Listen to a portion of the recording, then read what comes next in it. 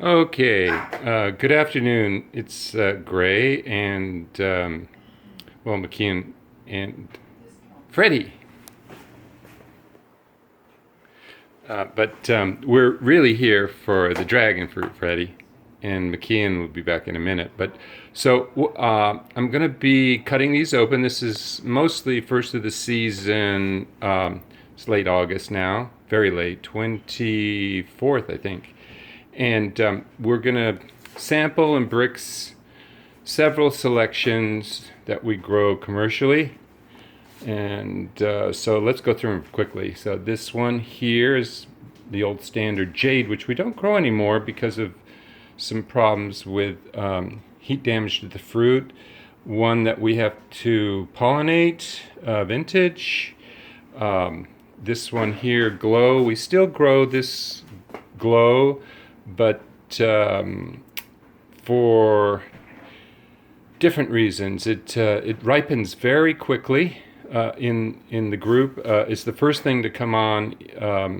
Has a 36 to 38 day maturity window, so that is really helpful for the harvest. It stretches out the harvest, but it's not the most excellent variety. A little bit temperamental, but we still grow it. 942.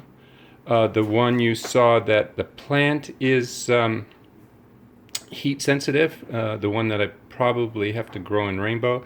This is the new one, Queen. Is probably not the best example.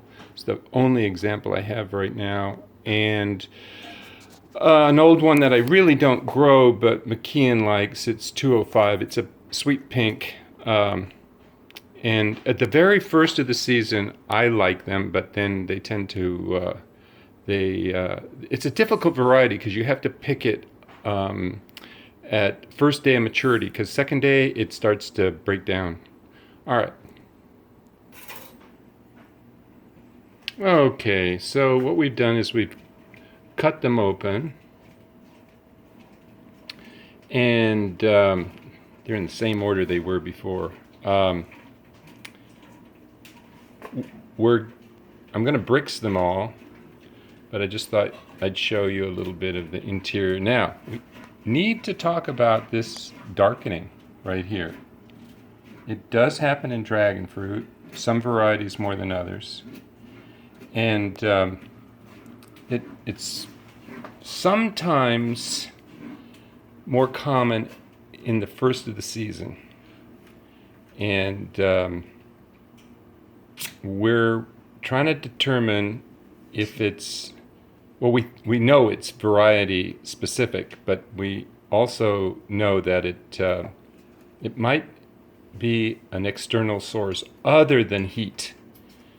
Heat plays a part. As I've told you, 942 is already plant heat sensitive. So if the plant's breaking down, you could have some breakdown in the flesh as a result of the weakening plant. Glow typically does not darken. This is a very rare case. But again, this is the first of the season fruit, and there are some anomalies at that time. We're going to see it in the bricks. So I'll let you know in a minute. Okay, so now what we've done is we've brixed these. There's the jade and the vintage. So you have 17 and a half for jade, 17 for vintage, and glow 17, 942 17, queen 18, and it turned out that this wasn't 205, it was a 229 that had actually stopped growing, and it was 18, and we'll make a commentary here in a minute. So then we did an overall evaluation of this, and we were fortunate enough to get the help of Blair, McKeon's girlfriend. Okay, so McKeon's going to read the impressions that we have of starting with jade and going through vintage and so on and so on. Go ahead, So Jade. Jade turned out good, but not great, and we all agreed that there was no objections to the flavor. With vintage, we all found that we had more flavor than jade, and it had a lot more texture, just a more firm eating fruit.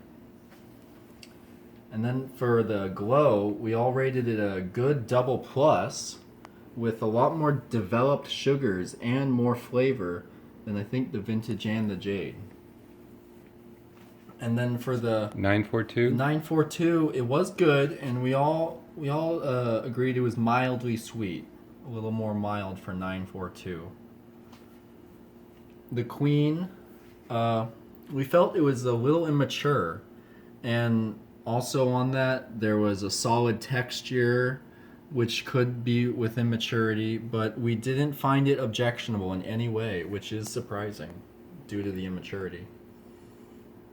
And then the 229, it wasn't super flavorful, and it did give a lingering planty taste that you might find with eating cactus. All right. So I hope in hearing those commentaries, which were consensual, that they didn't always align with the bricks.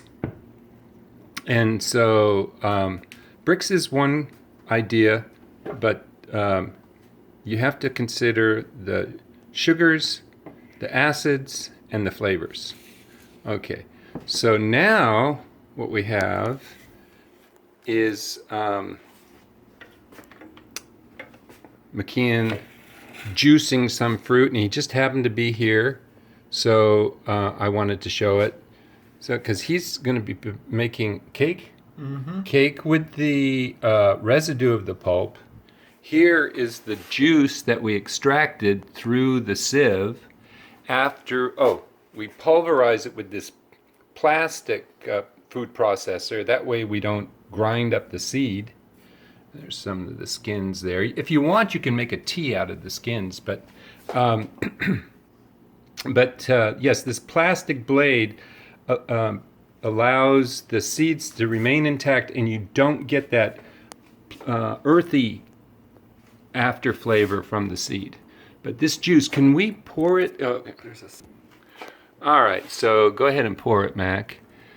Okay. So mention this separation between the... Okay, well, with the juice, there is separation, and it normally occurs after you leave it in the fridge. You might be able to tell there's a slight coloration difference, but if you leave it in the fridge overnight, it clearly separates into what is a lighter juice and a more heavier, what seems like to be more pulp, even though all the pulp is right here. But this is very heavy, and it contains your seeds, and this I might use in like an oatmeal cookie or a heavier thing, a heavier, baking sort. But over here, this kind of pulp I'll use in a cake where I might want to have a pretty looking pink dough with no seeds or anything.